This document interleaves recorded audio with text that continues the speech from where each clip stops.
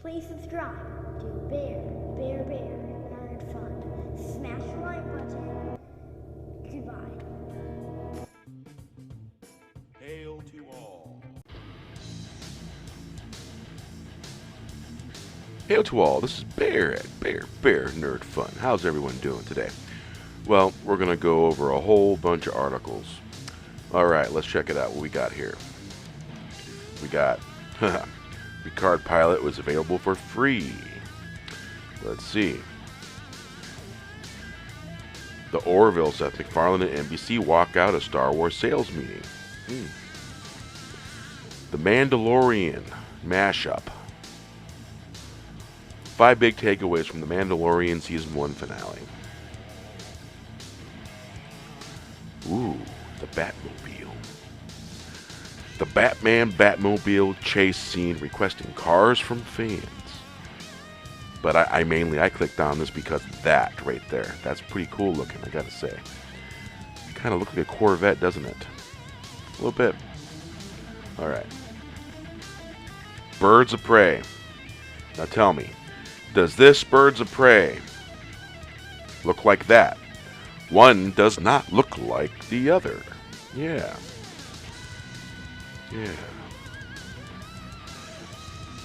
So, we got this article. Birds of Prey not selling tickets. Exclusive Birds of Prey dead in the water. Okay, this is the other one. Nobody buying Birds of Prey tickets. Alright. So, that's what we're going to be covering here in a minute. And we'll get to it. Hail to the Phantom Menace.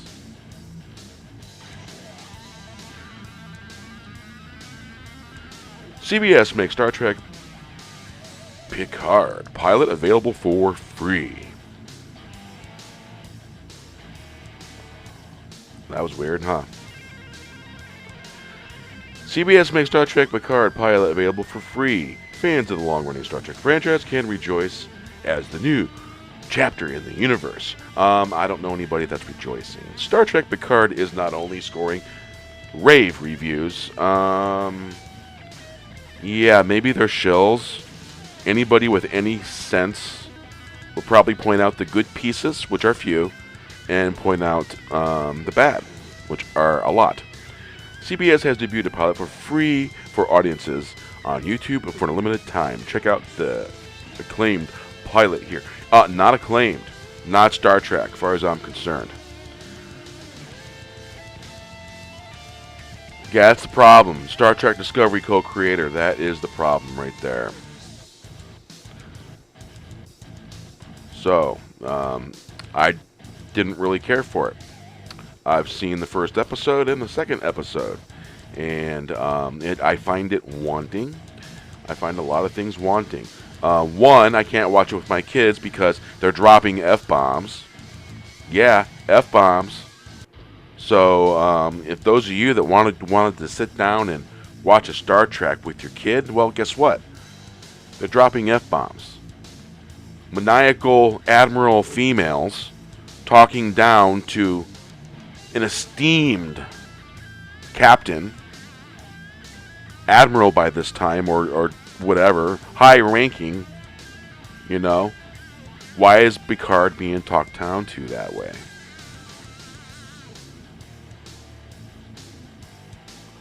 So, basically, if you want to check this article, it's linked in the info. Next article. Rumor, the Orville, Seth MacFarlane, and NBC walk out of Star Trek sales meeting. A new rumor details that Seth MacFarlane and his new team at NBC walked out of Star Trek sales meeting. The rumor, which was posted on 4chan, details that MacFarlane and his team at NBC had a meeting with CBS to discuss the sales of Star Trek to NBC Universal. The meeting was scheduled for 2 hours, but ended up being done in half an hour when MacFarlane and company walked out of the meeting. MacFarlane and his team reportedly walked out due to CBS price being far in excess of what Seth was expecting. The poster claims CBS price was so high because they are emboldened by positive reception of Picard.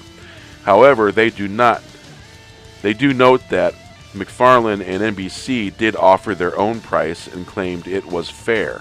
The offer allegedly included all rights to movies and TV except those held by Bad Reboot. Yep, Bad Reboot.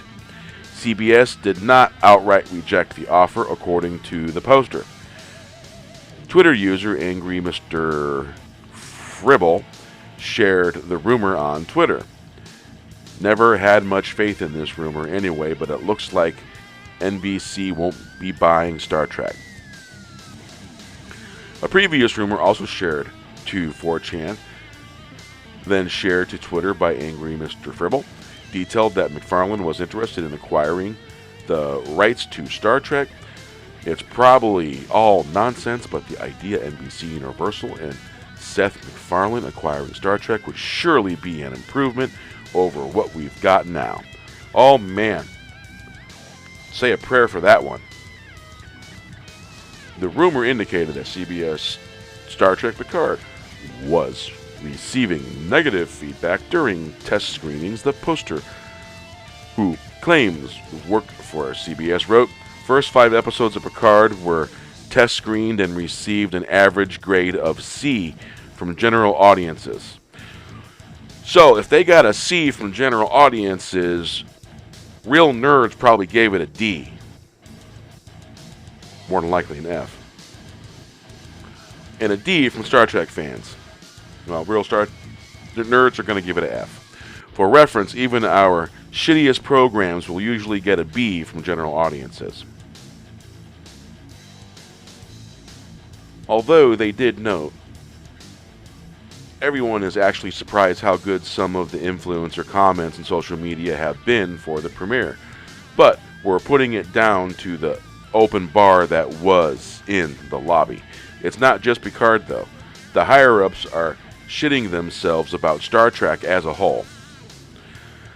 The show currently has 94% Rotten Tomato rating from critics on Rotten Tomatoes. Critics gave the show an average rating of 8.6 and 10. It has an 80% audience score, with the average rating being 4.1 out of 5. Okay, we will check that Rotten Tomato score. Alright, right there, most popular on TV, on Rotten Tomatoes, 91% The Stranger, Ragnarok, score, not yet. The Outsider, 79%. Star Trek Picard, which is the 4th, at 90%. I don't understand how that can be at 90%. Let's see.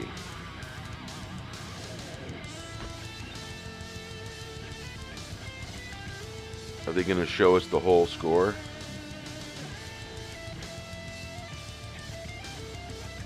So the actual audience, the actual score is 75%. And that matches up with Metacritic. Yeah. Because the average score of Metacritic is 5.2.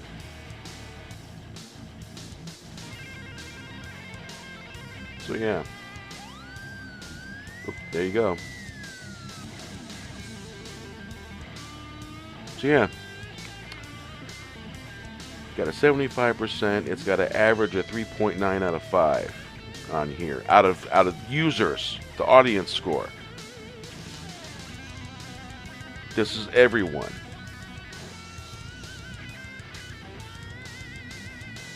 %. Wonder how accurate that is. 90% here. I don't know. I just have a hard time believing this is everybody's score. I don't think so. We'll have to wait and see. I think these are critic scores. These are certified users from Fandango. This isn't everybody coming on here and doing this, I don't think. I'll have to look into it a little further.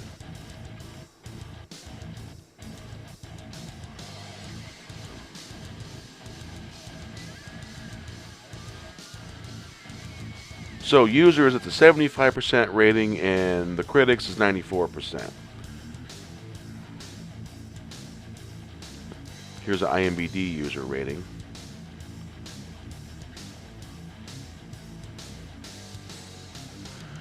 Let's see.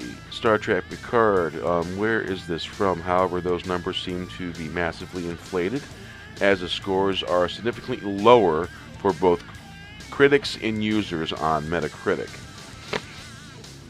Now, I just showed you it, and it's come down. 76.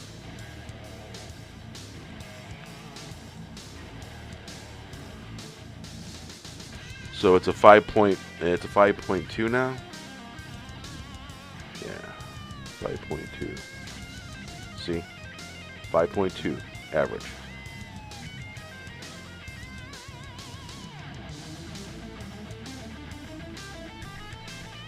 All right, get that back in place.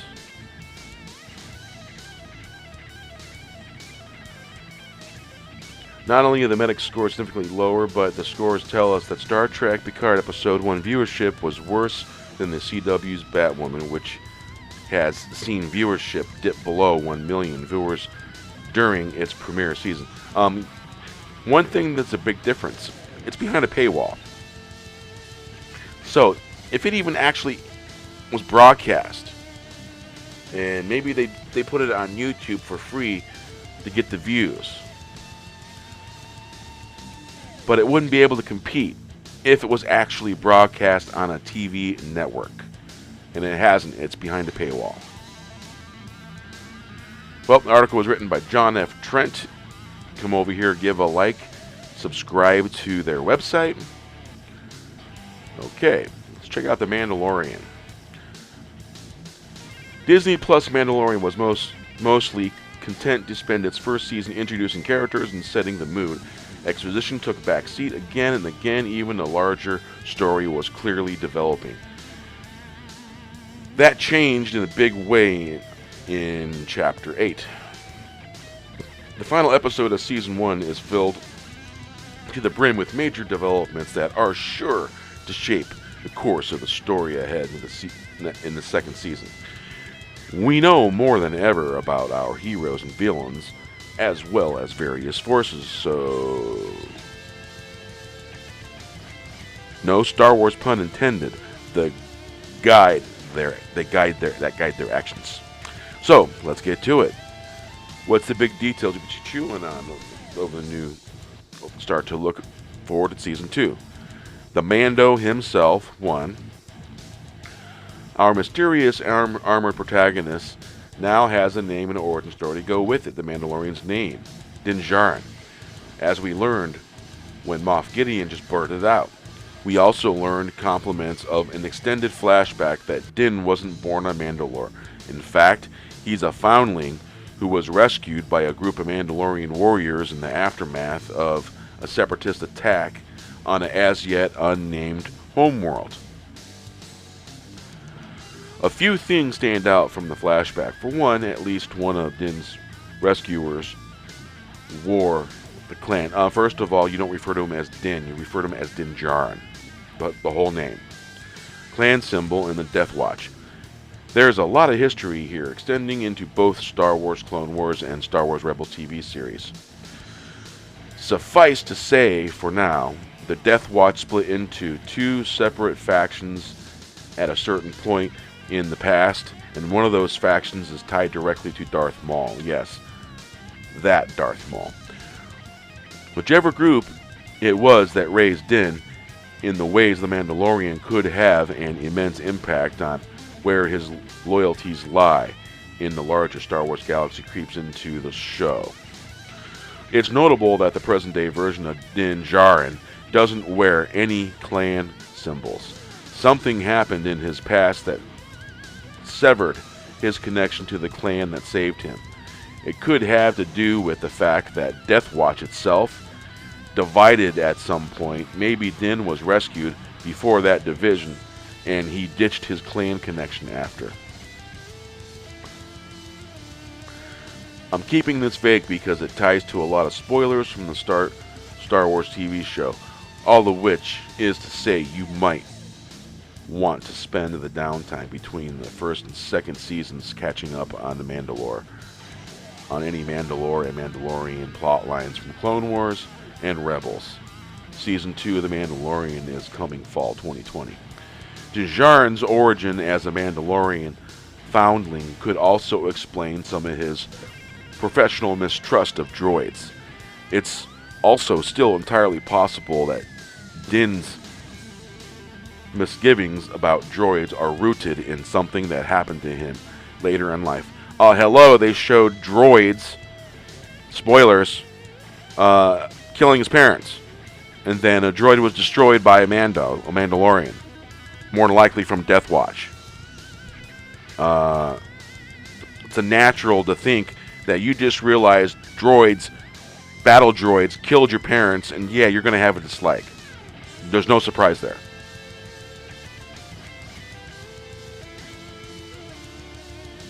It's also still entirely possible that Din Djarin's misgivings about droids are rooted in something that happened to him later in life.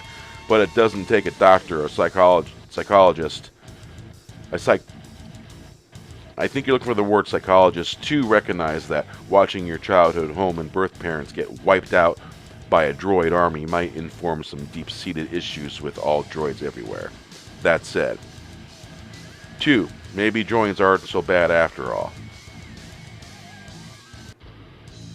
What happened to Din's past that made him hate droids? IG-11's greatest contribution might be finally breaking through the Mandalorian's icy anti-droid exterior.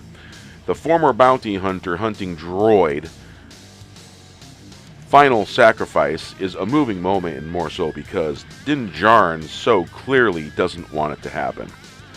The man behind the expressionless mask made his feelings about droids known more than once during Season 1.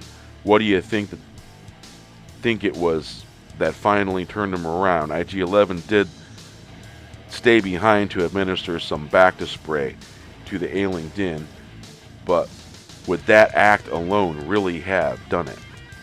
I don't think so. If anything, I think Din's droid-friendly awakening extends back to his conversation with Cooley.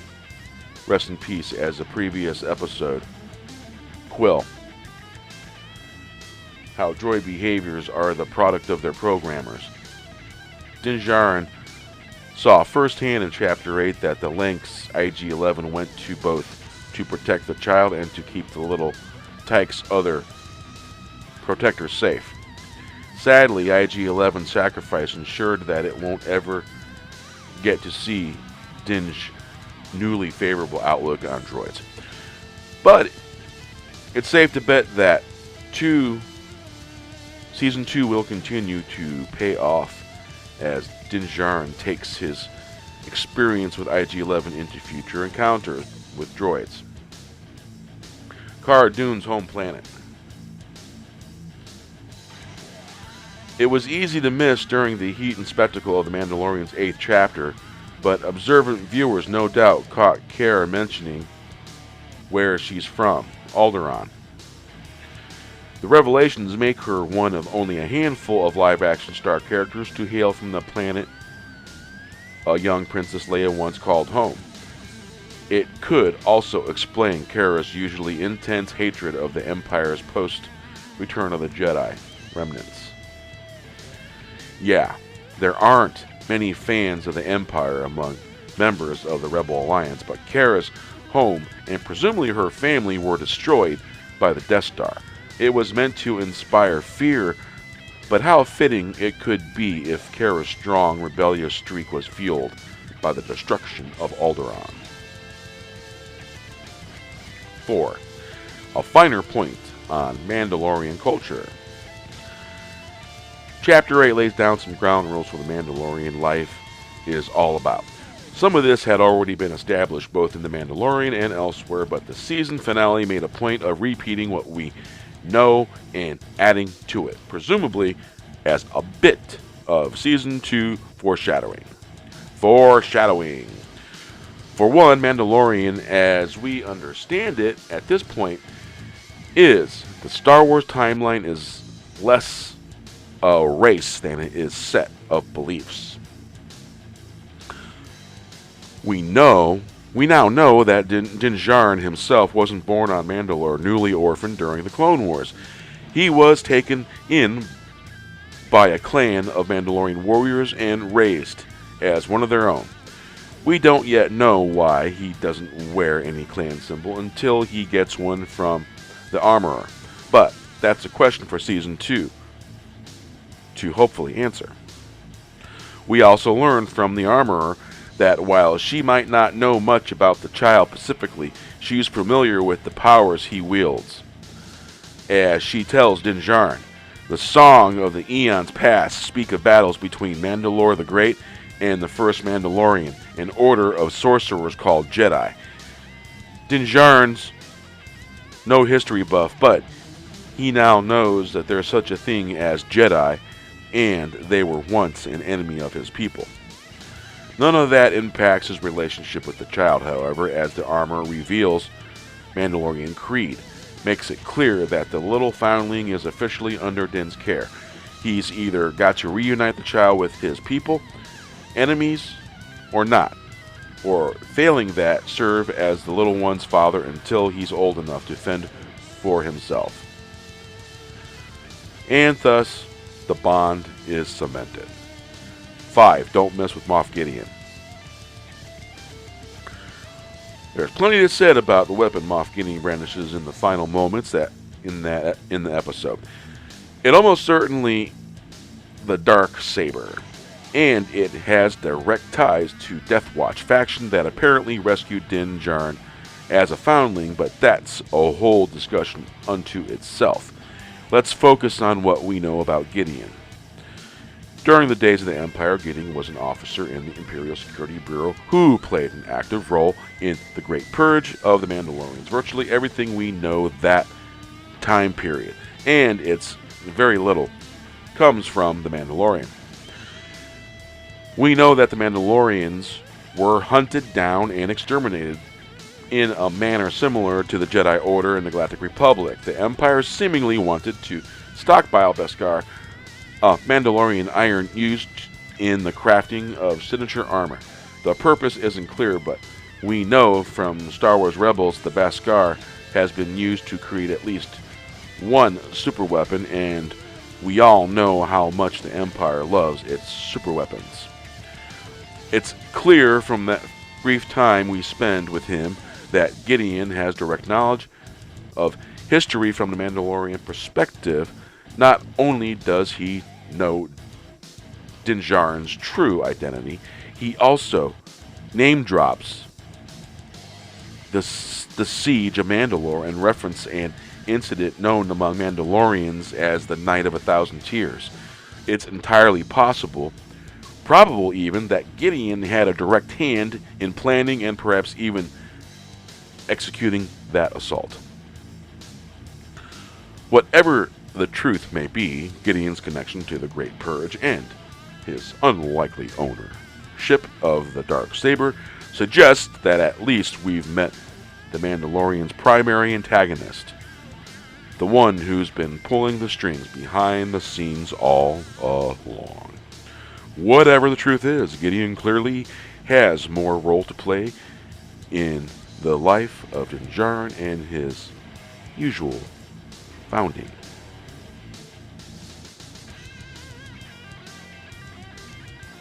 Well,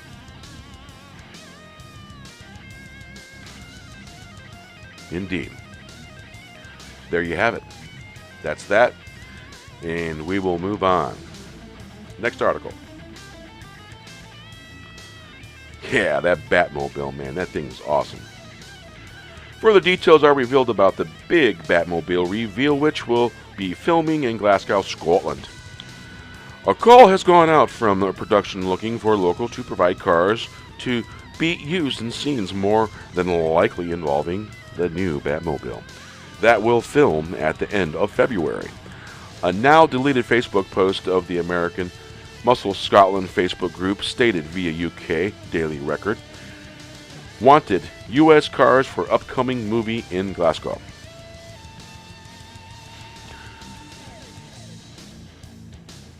The Post went on to say they are looking for U.S. spec cars for upcoming movie being filmed in Glasgow. With it said that the crew is looking for U.S. cars manufactured from the late 80s to modern day. While not specifically mentioned, the scene are for the Batman as Glasgow is getting transformed into Gotham City, which may also see the new Robert Pattinson Batsuit revealed. A recent post from a member also offers, "Hi folks," was there a post on here looking for cars for filming in Glasgow at the end of February for the Batman movie. Other members chimed in there was a post, but that they don't know what happened to it, and they posted pics of their own cars they wanted to be used for the scenes, which is said to be filming February 22nd and 23rd. Man, that is really cool looking. So, who thinks that's a Corvette? That really does look like a Corvette, doesn't it? But then again, you never know. I haven't been scoping out the brand new Corvettes these days running around. I see them every now and then, but, you know, they're cool to look at. I don't see them very often. The Batman Batmobile could be a sports car or a muscle car. It could be possibly they want the 80s cars for flashback scenes, possibly involving Batman origin and modern cars for a Batmobile chase scene.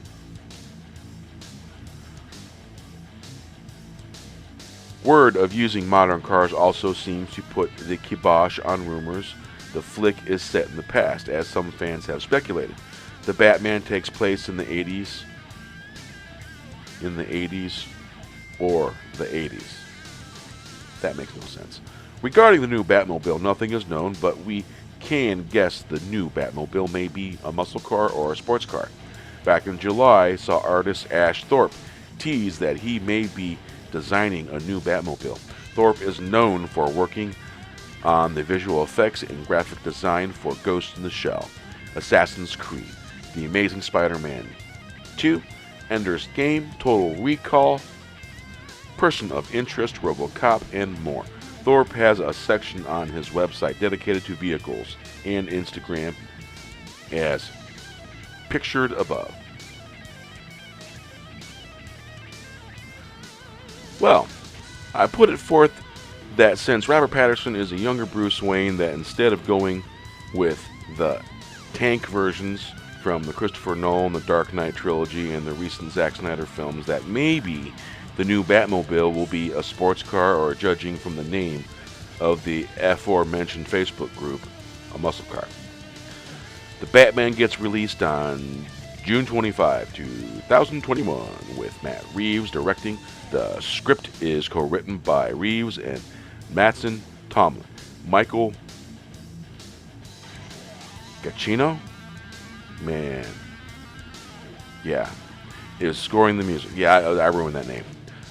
The film is also starring Zoe Kravitz, Selena Kyle, Catwoman, Paul Dano as Edward Nashton, Riddler, Jeffrey Wright as GCPD's James Gordon, John Turturro as Carmine Falcone, Peter Sarsgaard as Gotham DA, Jill Coulson, Jamie Larson as Mario candidate Bella Rail, with Andy Serkis as Alfred, and Colin Farrell as Oswald Cobblepot.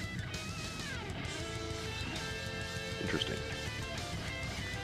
So that's that. Exclusive Birds of Prey, dead in the water.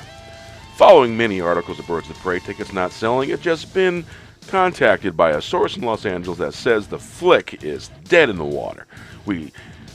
While we simply have to check online ticketing apps such as Fandango and Atom to see that no one is buying tickets, a source close to the movie theater industry in Los Angeles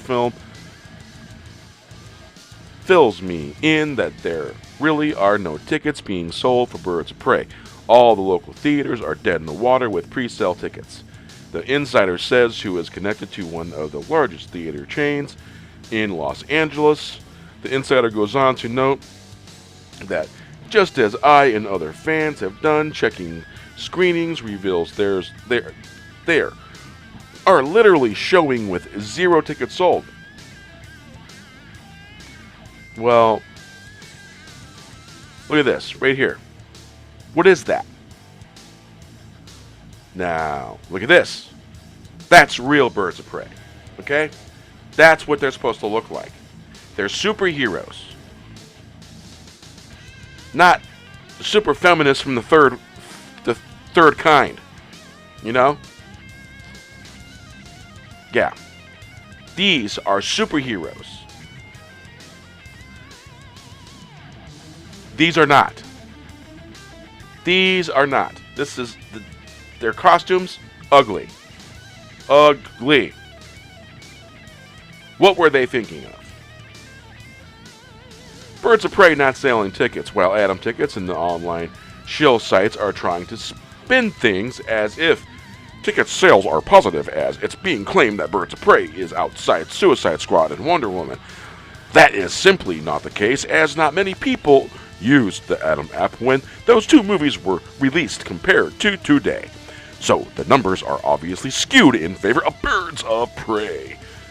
Users on social media have also reached out to me with their own screenshots, including from Mexico, where Birds of Prey is also not selling tickets. Hello. Men are, the majority are like fans of comic books. Lots of men. And there's women too. And men like the form. And men like this. Right? They don't like the other ugly thing. They just don't. So yeah, there you have it. Let's go on to this one. Nobody buying Birds of Prey tickets. I just read that. So these are pretty much the same article. We won't double cover. So yeah, Margot Robbie looks good, but you know she could look better. But I would say Margot Robbie probably looks the best out of all of them. Yeah, then there's his character, which is totally C'd out. You know what I'm saying? See, you know. So hey, there you have it. So we have what is a failure and what's bad stories. And this is what we wanted.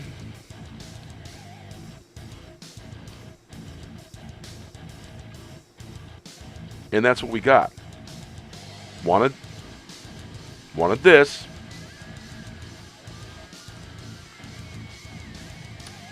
And we got that.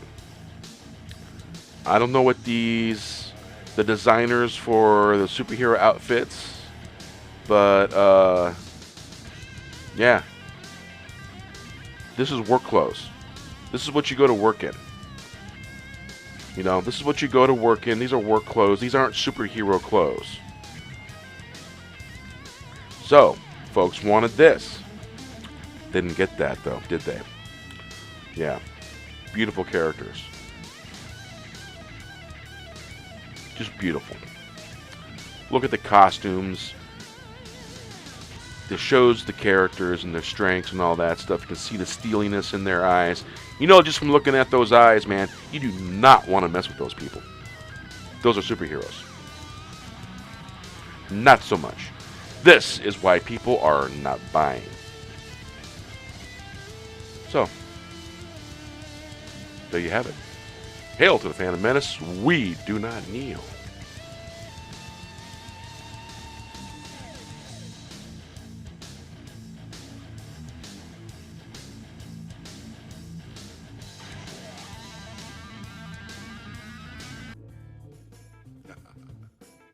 Remember, when you go woke, you go broke. Go. Please subscribe to Bear Nerd Fun. Smash the like button. Goodbye.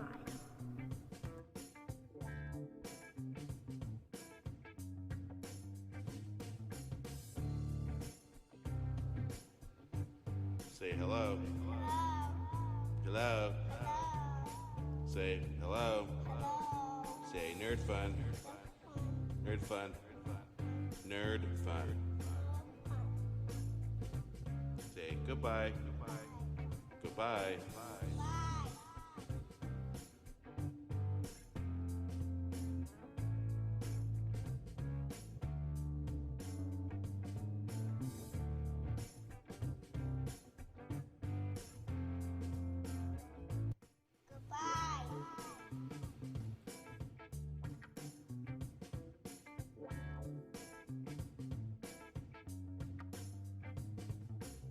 Hail to